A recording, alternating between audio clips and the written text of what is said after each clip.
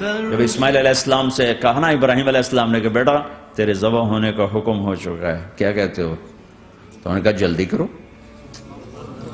یا ابا تفعل، یا ابا تفعل، ابا جلدی کرو۔ تو ابراہیم سمجھے کہ شاید یہ پتہ نہیں چلا اس کہ بیٹا تمہیں خبر ہے میں کیا کہہ رہا ہوں؟ کہاں خبر ہے، بڑا اچھا سودا ہے، آپ کے بدلے میں اللہ مل جائے گا، اللہ آپ سے زیادہ بہتر ہے، دنیا کے بدلے میں جنت ملے گی، جنت دنیا سے بہتر ہے۔ پھر معصوم بچوں کو خیال، ہاں میری ماں کو ضرور تکلیف ہوگی، تو اپنا کرتا اتارا اور اپنے باپ کو دیا کہ یہ کرتا آپ نے میری اماں کو دینا ہے، جب مجھے کبھی یاد کرے گی تو میرا کرتا دیکھ لیا کرے گی، تسلی ہو جائے گی، اور آپ نے اپنے کرتے میں مجھے کفن دے کے ادھر ہی دفن کر دینا ہے، ادھر نہیں لے جانا وہ مکے کی طرف کہ میری ماں کو وہاں تکلیف ہوگی، میرا کٹا سر دیکھ کر بغیر سر کے پورا دھڑ وہ اس کو تکلیف ہوگی۔ ایسا اطمینان سے، چونکہ اور ذبح ہونے والا بھی ایسی باتیں کرتا ہے، بابا میرے ہاتھ بھی باندھ دے میرے پاؤں بھی باندھ دے، کہ ممکن ہے جب تو چھری چلائے اور میرا ہاتھ پاؤں ہلے تو تجھے لگ کے تمہیں تکلیف نہ ہو جائے۔ پیسے میں چین ہوتا، زندگی میں چین ہوتا نہیں، اللہ کو پانے میں چین ہے، اور ادھر وہ بھی اللہ کو ڈھونڈ رہا ہے۔ ارے میرے بھائیو، 60 برس کی دعا کے بعد بیٹا ملا، 60 برس دعا مانگی، یا اللہ اولاد دے دے، اولاد دے دے، اولاد دے دے، 60 سال کے بعد اولاد ہوئی، 84 سال کی عمر میں، 80 سے 84 برس کی عمر میں کے درمیان بچہ ہوا ہے۔ جب وہ 5 سے 10 سال کا ہوا ہے اور ابراہیم 90 کراس کر گئے، 90 کا بیریئر کراس کر گئے، جب مرغی کو ذبح کرتے بھی ہاتھ کانپیں، 90 برس 92 سال کا بڈھا تو مرغی نہیں ذبح کر سکتا، تو اس کو کہا جا رہا بچہ ذبح کر۔ مینا کے پہاڑ سختہ تاری ہے، ہوائیں تھم چکی ہے، سورج مدہوش ہو رہا ہے، آسمان کے فرشتے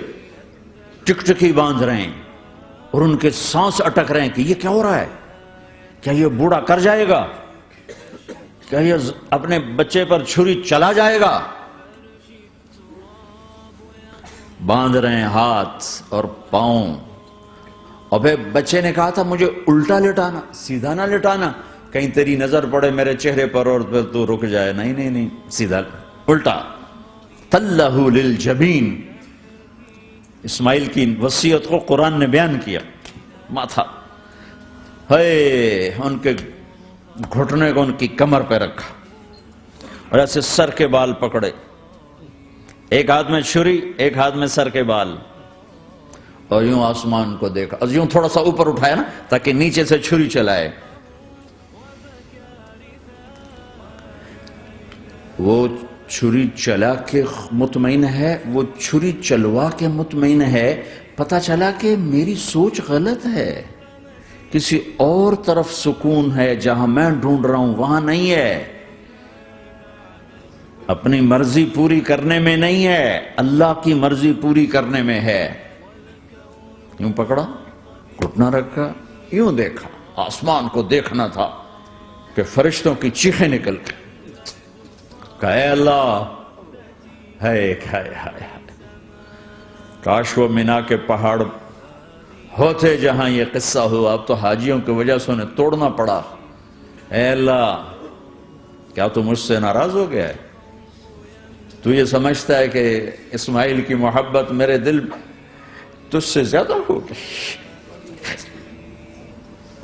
نہیں نہیں، میرے اندر تو ہی تو ہے، تیرے سوا کوئی نہیں ہے، اور اگر کوئی میرا تو نے امتحان لینا ہے میں حاضر۔ ایک اسماعیل کیا لاکھوں قربان ہو سکتے، چھری چلا دی۔ اگر میرا رب صرف دیکھ ہی رہا تھا کہ خلیل کہاں تک جاتا ہے، یاری نبھتی ہے کہ درمیان میں ٹوٹتی ہے۔ ارے تم سے بچوں پہ چھریاں نہیں چلوا رہا، تم سے کہہ رہا غلط کام چھوڑ دو۔ فیہا ہنائی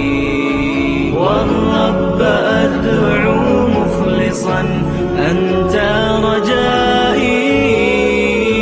أبغي إلهي